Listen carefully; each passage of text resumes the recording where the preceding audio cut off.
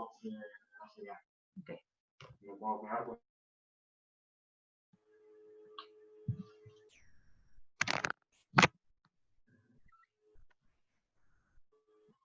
Hola. Hola Georgie, ¿cómo estás? Bien. Bueno, chicos y chicas, todos somos, creo que la mayoría mujeres. Bueno, un placer compartir este paso con Alejandra, con Connie. Ahora, Ale, si querés te presentás mejor vos, pero para que sepan, con Ale venimos trabajando ya hace, no sé, 2 años me parece, que se van a hacer en marzo de este año, un año y 9 meses, 2 años, en distintos proyectos de investigación, de trabajos de campo, es decir, nada, con Ale pasamos de entrevistar digamos, a directivos y nos vamos a la fábrica a trabajar con operarios. Es decir, esa es la diversidad de cosas que hacemos con Ale, así que es un placer tenerla hoy acá. Y este es un tema que siempre venimos debatiendo, y nos parecía interesante poner sobre la mesa qué mensajes escuchamos, por qué hay que discutirlo y cómo creamos una narrativa en relación a este tema, ¿no? No tenemos que estar todos y todas de acuerdo, pero está bueno como para pensarlo. Así que, Ale, te dejo a vos. Comparto la pantalla, así voy pegando los post-its con lo que vas diciendo o con lo que van diciendo el resto. Bueno, muchas gracias, George. Bueno, como contaba Georgina, yo soy antropóloga especializada en temas de diversidad. Me especialicé académicamente en China y de China también fui llegando de la mano de Grow y otros espacios a otras diversidades, como por ejemplo la de género, que es transversal a todos los seres humanos. Y entonces hoy me gustaría brevemente compartir este mensaje desde esta riquísima experiencia de 2 años con Grow y nuestro pasaje por empresas, pero también desde experiencias previas y mi actual experiencia como directora en la Cámara de Comercio Chino-Argentina, donde estoy trabajando hace muy poco tiempo. Entonces, bueno, en primer lugar, contarles, para tener un poco el contexto, no asumiendo, probablemente algunos de ustedes tengan mucha información y desde otros aspectos, ¿no? El cupo es una ética, es una práctica, una política, una herramienta, y lo podemos ver desde muchas dimensiones. A mí me gustaría empezar por la antropológica, y en este caso el cupo es una práctica que tiene su origen diverso, tanto en los países escandinavos como Suecia, Dinamarca, y también en Estados Unidos, donde es una práctica y una política muy fuerte. Es interesante, las prácticas, las políticas, no surgen porque sí en estos países y son más obstaculizadas o cuesta un poco más implementarlas. Y esto tiene que ver, si nosotros comparamos, digamos, en el caso de los países escandinavos tuvo su origen porque hay una configuración cultural detrás de estas sociedades que habla de la importancia habla en términos de interculturalidad y de lo que son las dimensiones de Hofstede, de una distancia de poder muy chica entre cada individuo. Se piensa que una persona es, y esto, digamos, lo vemos desde las industrias culturales, en series como Borgen, donde una expresidente, ministro, diputado, llega en bicicleta y habla con la población y se lo presenta en la sociedad de una manera mucho más cercana. Y por otro lado, en Estados Unidos, que tiene una historia, ¿no? Una historia y una experiencia de memoria cultural muy distinta, el cupo nace como una respuesta a un racismo estructural que durante 400 años fue llevado a cabo con una esclavitud. Entonces, después vamos a transportar y vamos a tomar estos conceptos y los traemos a Argentina y a nuestra región.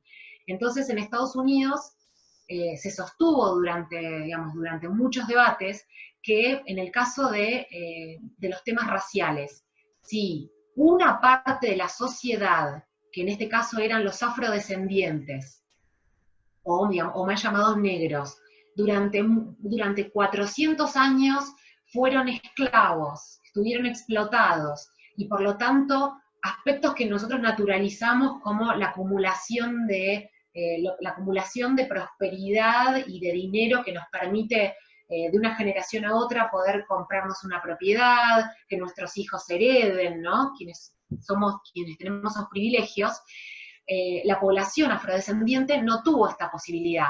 Entonces, frente a la gran asimetría y desigualdad, que en este caso no solo es interseccional, no solo era de género, sino también racial, comenzaron no solamente como prácticas, sino que se constituye como una política empresarial, en institutos, en gobierno, y esto es muy fuerte en las universidades, de que personas, no solo afrodescendientes, sino también, por ejemplo, descendientes de indígenas, tuvieran un cupo asegurado en ciertas instituciones, entendiendo que la razón contemporánea de la desigualdad estuvo dada por las relaciones históricas, que esto es algo que hay que tener en cuenta.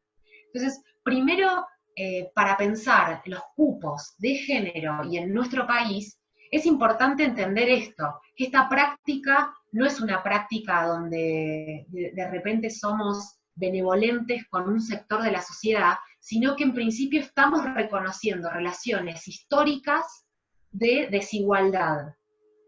Y en el caso en el caso de las mujeres, podríamos ver, para cerrar un poco esta introducción que es más histórica y sociocultural, podríamos pensar todo tipo de situaciones históricas en la mujer latinoamericana que hacen que, si comparamos con los países más industrializados, las mujeres tenemos menos acceso a la propiedad, somos en porcentajes muchísimo menos dueñas de autos. Si nosotros miramos lo que es la plaza automotriz, digamos, de automóviles en países de Latinoamérica, son muchísimo más los propietarios varones que mujeres. Y cuando vemos eso, y lo digo así, que parece que estamos explicando lo obvio, porque normalmente están tan naturalizadas ciertas desigualdades que las tenemos que poner sobre la mesa.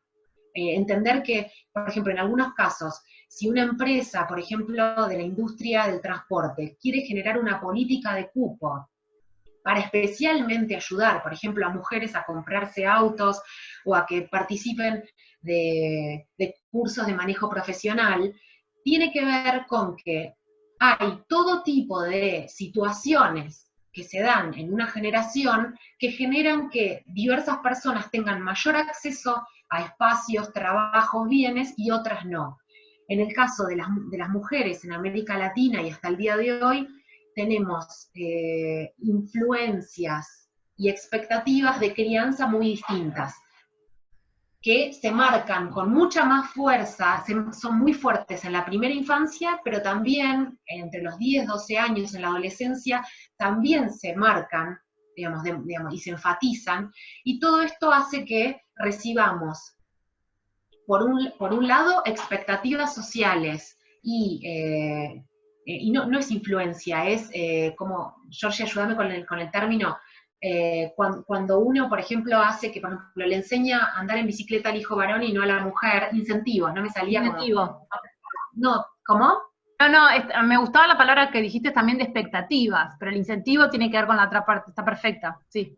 Sí, bueno, en ambos casos. Entonces, con estas cuestiones hacen que cuando en el ámbito laboral, que es el que hoy por ejemplo, pero podríamos ver otros, podríamos ver qué pasa en las universidades, y digamos, de una manera amplia de género. En nuestro país y a nivel mundial se reciben en la universidad muchas más mujeres que varones, ¿no? De nuevo, porque está colocada una mayor presión sobre los varones de ser sostenes de hogar y que abandonen en muchos casos estudios antes que la mujer, ¿no? O sea, vemos cómo estas expectativas sociales tienen una influencia cultural y estadística en los resultados.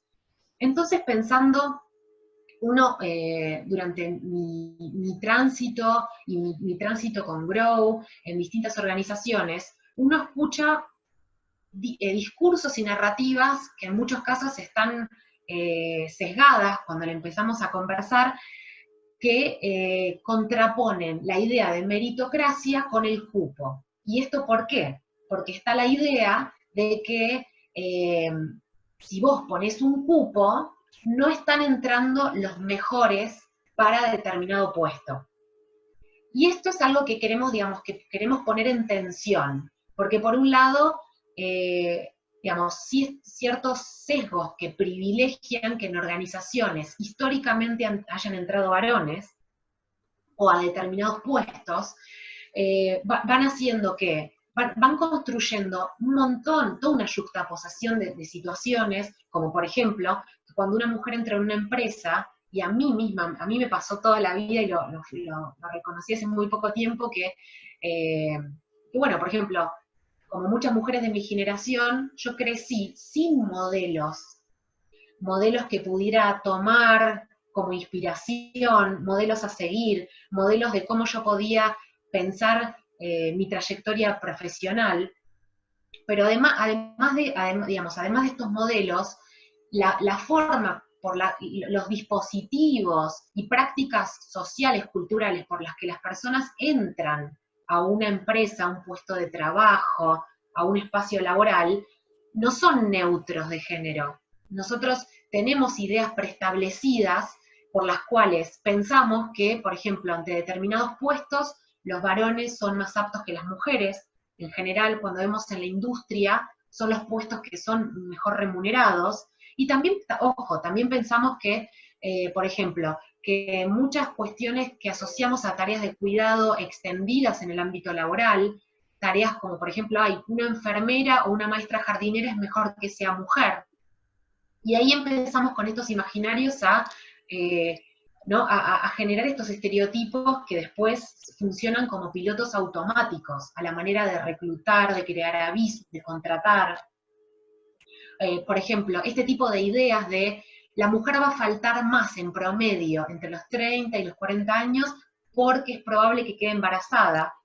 Y después, rompiendo, digamos, más allá de estas ideas preconcebidas, llegábamos a empresas a trabajar en el marco de Grow y les pedíamos, bueno, vamos a hacer una estadística de todos tus empleados, la vamos a segmentar por género y vamos a ver los ausentismos. Y lo veíamos en casos concretos de empresas de hasta 300 colaboradores, donde observábamos que, incluyendo embarazos, digamos, bueno, que es una cuestión, digamos, fisiológica, y que además en empresas, en el marco de las empresas lo paga el ANSES, varones y mujeres era nula la diferencia, por ejemplo, de ausentismo.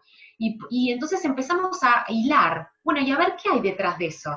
Y por ejemplo veíamos, bueno, lo que pasa es que los hombres faltan porque se rompen la pierna jugando al fútbol, por ejemplo. Pero ¿qué pasa? Para los líderes de la organización, gerentes, directivos que son varones, ya tienen naturalizado porque responden a través de sesgos y de prácticas donde el embarazo es algo ajeno a su género, y por eso se hipermarca esa diferencia. En cambio, romperte la pierna es algo más naturalizado, y por eso pasa más como situación. Bien, entonces, con respecto al cupo, ¿qué cosas observábamos en las empresas? Por un lado, veíamos que las empresas tienen cupos invisibles. ¿Y qué queremos decir con esto? Que sí, tienen un enorme cupo de varones, porque han privilegiado la incorporación de varones históricamente, por sesgos históricos, por privilegiarlo, y no solamente varones. En muchos casos decíamos, bueno, ¿por qué hace tanto ruido poner un cupo, o no un cupo, empezar a poner la práctica de ternas para asegurarnos que en la terna de candidatos lleguen mujeres, si históricamente en nuestra empresa sabemos que siempre entran hijos de, sobrinos de, amigos de los directores, que en general son siempre, ¿no? O sea, con este tipo de críticas o reflexiones que hemos escuchado en las empresas, observamos cómo no es que había una categoría neutra e hipermeritocrática para el ingreso de las personas. No, para nada. Cuando las empresas empiezan a deconstruir las formas con las que reclutan, y mira, no quiero poner nada con nombre y apellido porque es algo sensible, pero Otra empresa importantísima argentina, una de las empresas que más crece en Argentina, me comentaban que, bueno, que recursos humanos comenzó a tener un fuerte sesgo, que empezó a ser muy criticado y que expulsaba el talento, que había un techo de cristal para varones y sobre todo para mujeres gerentes que nunca podían llegar a los puestos directivos, porque había que traer personas, digamos, se pensaba que era un criterio neutro. No, no, traemos a personas que vienen de con maestrías y MBAs de 3 o 5 universidades de Estados Unidos. Que bueno, siempre eran varones de 30 y pico de años, y entonces era un mensaje para dentro de la empresa que de un fuerte techo de cristal, y como digo, no solo para mujeres, también para algunos varones que veían que no siendo determinada universidad no podían seguir, más allá de que meritocráticamente, cuando tenían charlas con recursos humanos, cumplían con excelencia todos los objetivos que había dado la empresa año tras año, todos los KPIs eran objetivos, o sea, eran personas que cumplían con toda una meritocracia, pero estos sesgos inconscientes, que en este caso era, bueno, no, pero los mejores vienen de, por ejemplo, de determinada universidad, generaba también un techo de cristal. Entonces, cuando pensamos, y otra cosa que para mí es la más importante, digamos, si tengo que resumir en un mensaje lo que personalmente priorizo como lo más importante, es que, bueno, por ejemplo, en una investigación que realizamos este año, dentro del marco de Grow, hicimos una investigación de equidad de género en la industria de petróleo. Entonces hicimos directamente un benchmark. Dijimos, ¿qué empresas de petróleo en la Argentina, no importa si son nacionales o con casa matriz en el extranjero, qué práctica tienen en relación al cupo? Y fue muy interesante lo que encontramos. Por un lado, lo que yo venía mencionando al comienzo de la presentación, las empresas que tienen necesidad de pedir préstamos internacionales o o están operando en la bolsa de valores, o tienen casas matrices en los países más industrializados como Estados Unidos, Canadá, donde es muy fuerte, o Europa, hacían que bajara esto que no es una práctica. Ay, perdón, pero hay un micrófono que no está silenciado Sí. y está muy fuerte. Suena muy fuerte. Bueno, entonces, observábamos que las empresas que desde las casas matrices o por imposiciones externas, por ejemplo, querían pedir un crédito a un banco internacional y el banco les pide, bueno, yo te voy a dar este préstamo, pero vos tenés que tener un cupo. Todo este tipo de lo que llamamos dimensiones externas generaban como política en estas empresas, en general extranjeras de la industria del petróleo en Argentina, por ejemplo, la política de la terna, que en una terna de 3 personas, sí o sí, por lo menos, bueno, tiene que haber una mujer. Y lo que encontramos es lo opuesto a esta tensión meritocracia-cupo, para nada. Como es algo positivo, digamos, lo podría mencionar, pero encontramos que empresas como Halliburton, Schlumberger y muchísimas otras, la reflexión que crearon, y en muchos casos, por ejemplo, también podríamos citar a Proferti del polo petroquímico en Bahía Blanca, lo que generaron fue una reflexión profunda a nivel de recursos humanos y de la operación, en muchos casos de pensar, bueno, pero este recurso, por ejemplo, que nosotros a veces teníamos predilección directa o indirecta de que fuera un varón, realmente tiene que ser un varón, no tiene que ser, y por ejemplo, hay empresas que dicen, no, bueno, no tiene que ver con el cupo, yo necesito, por ejemplo, en la industria del petróleo, no hay ingenieros en petróleo varones, pero estas empresas que yo estoy mencionando observaron que generando un pequeño cambio en el reclutamiento, por ejemplo, no hay ingenieros en petróleo, eso es verdad, es un dato, hay muy pocos, pero está lleno de ingenieras químicas y hay muchísimas ingenieras industriales. Entonces, flexibiliza en una forma de contratación de jóvenes profesionales cierta categoría y después si entra una mujer, por ejemplo, ingeniera química o ingeniera industrial, después la ayuda a que haga una maestría y un desarrollo profesional acorde a lo que la empresa necesita, pero ven que lo que se cambió son los anteojos y y en algunos casos se flexibilizaron requisitos. Y esto para nosotros fue un hallazgo de enorme valor en nuestra investigación, porque nos permitió ver que, digamos, de ninguna manera, digamos, algunas empresas, no quiero citarlas un montón, porque algunas cosas son informaciones confidenciales, pero para nada podemos decir son las empresas más importantes de petróleo o de tecnología a nivel mundial, no tienen, y todo lo contrario, son hipermeritocráticas. Había que pasar montones de requisitos duros, blandos en el proceso de reclutamiento, si no, no entran en la empresa, pero acá este fue como el mayor hallazgo de... Perdón, te interrumpo un poco también para saber si alguien tiene, te leo un poco las preguntas que fueron saliendo en el chat, ¿sí? Y a ver también si alguien se lo... Por supuesto, sí. Vale, pero y voy uniendo porque fue interesante, porque por ejemplo, hay cosas que fuiste diciendo que fueron respondiendo, no sé si fue Sandra en un momento que ella comentó, son los post-its que puse acá en naranja en el Jamboard, son las cosas que fui cercando del chat, ¿no? Que comentaba, bueno, que también hay que tratar el tema de clases. Y creo que vos ahí lo trajiste cuando estabas hablando de las universidades, ¿no?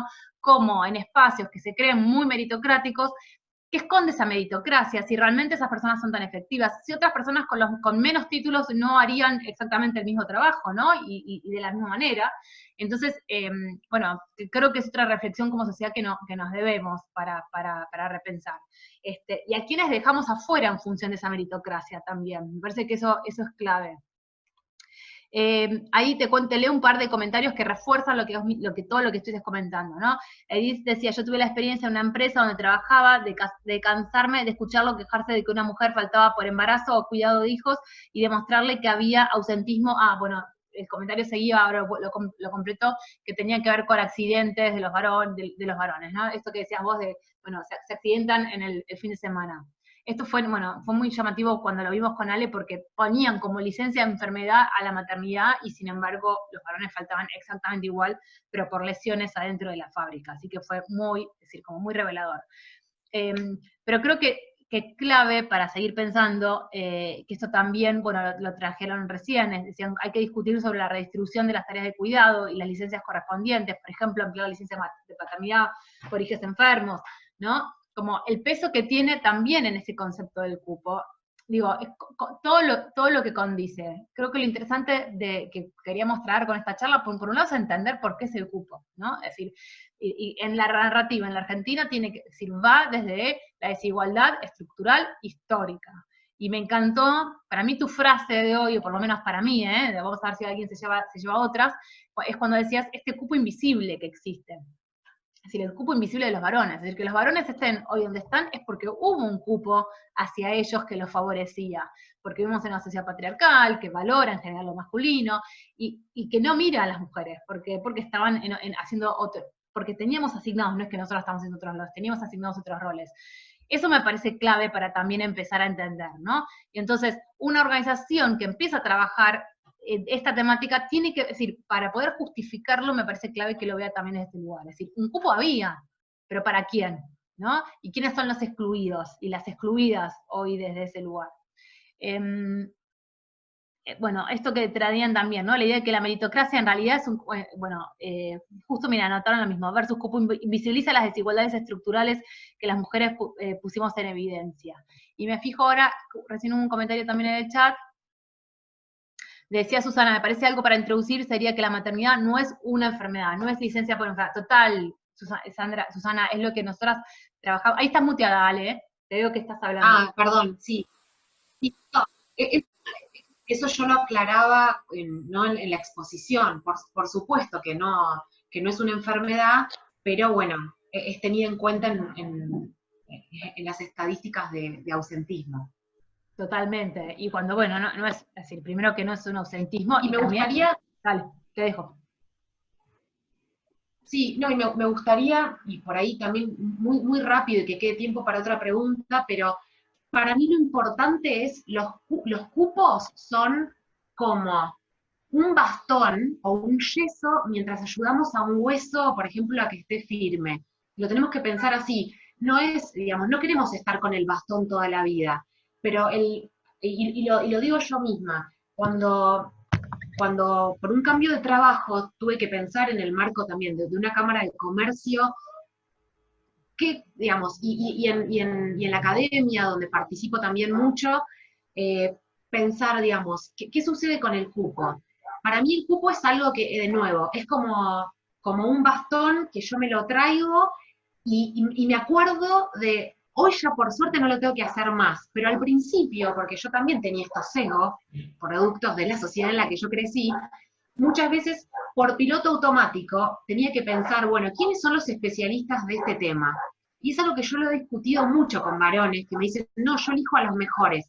No, vos elegís a través de tu autorreferencialidad, porque como vos sos varón de determinada edad, con determinadas creencias de qué es lo mejor, digamos, y me pasó con un colega al que quiero mucho, y tuvimos una charla muy amorosa de que bueno, que creaba diplomaturas, cursos, con 10 varones, ¿no? Yo le decía, bueno, no, indudablemente es un poco esto, es la reproducción de tu ego, de tu autorreferencialidad, porque pero ¿qué encontré yo? Que cuando yo quiero crear paneles, mesas, grupos de trabajo y demás, las mujeres están en todas las disciplinas, pero algo que encontré es que a veces son brillantes, pero encontraron estos perfiles, tienen perfiles más bajos, han trabajado menos en el marketing personal, ¿no? Digamos, han tenido, sí, digamos, en años en los que son madres, que coinciden con la maternidad, han tenido muchas, además de su trabajo, que era brillante, una inversión en muchas más horas que los varones en tareas de cuidado, que por ahí no se han podido como posicionar, y además también muchas injusticias que yo lo he visto en estos años, donde personas con igual mérito, doctorados, y digamos, no digo que eso sea lo necesario, pero por ejemplo, paneles académicos donde yo estaba y decían, no, acá no puede entrar nadie que no sea doctor, y hoy veíamos que apareció una mujer doctor y tampoco entraba, porque no entraba al networking, al club de varones, ¿no? Que estaba detrás, ¿no? Porque detrás de todo panel universitario, board en empresas, detrás de eso hay un mundo social, ¿no? Que, digamos, que está detrás de la formalización de eso. Entonces, bueno, eso también para mí fue como muy importante que Ale, el cupo, sí. te interrumpo un segundo porque por unos comentarios que están surgiendo. Esto me parece clave. Edith dice, el tema del cupo debería tomar más fuerza en políticas, sindicatos, gremiales, empresariales. Y esto me hace acordar, justo esta semana en México se acaba de decidir que se va a ver bueno, en realidad, sí, un cupo, 50 y 50% de todos los cargos públicos, sea en el Estado como en las empresas, a todos los niveles. Y el tema, esto es una legislación que ya en realidad tiene varios años, y como no se implementaba, lo que estaba pasando, ahora me recuerdo mejor, esta semana es, se reglamentó de manera tal que tengan que estar obligados a cumplirse. Y quiero leer un comentario de Caro Garófalo. Caro dice, el cupo es una herramienta que además de abrir el juego, pone en evidencia las desigualdades estructurales, es darle reconocimiento, no, esto me parece que yo ya lo había leído, pero que había algo sobre el capitalismo que me copó, esperen que está antes. Acá, decía, sí, Caro, era de Caro, dice, ya se dijo, pero en verdad que la meritocracia para cualquier tema es el perfecto anclaje del capitalismo, ¿no? Borrar las desigualdades y poner el esfuerzo personal y la voluntad como herramientas únicas. Ahí te dejo, Ale, para ir cerrando, mientras sigo mirando. Ahí está esta pregunta, ¿no? Dice, la cuestión del cupo es vista muchas veces como injusticia, como presión, como intervención, pero ¿acaso no fue igual para el voto femenino o con la mayoría de las políticas vinculadas a generar más oportunidades para todos? Me parece que es un lindo, como para cerrar el tema, Ali, te dejo vos los últimos segundos. Hola, Georgie, se te entrecortó. También, también a mí me pareció que era algo que iba a salir en este panel, la última resolución del IGJ, ¿no? El Instituto General de Justicia acá en Argentina, que esto es algo que bueno, que hoy está totalmente en agenda, entonces yo pensé que también, bueno, iba a salir este tema en las preguntas, y que hoy lo están hablando, digamos, todas las empresas, entidades, cámaras que tienen que hacer la reunión ordinaria, la asamblea ordinaria, ahora, después de esta disposición, tienen que tener 50 y 50. Y acá sí me parece interesante en relación a la pregunta de Violeta, porque, bueno, hoy fue como una bomba que Les recomiendo, ahora le paso la palabra a Geo, pero les recomiendo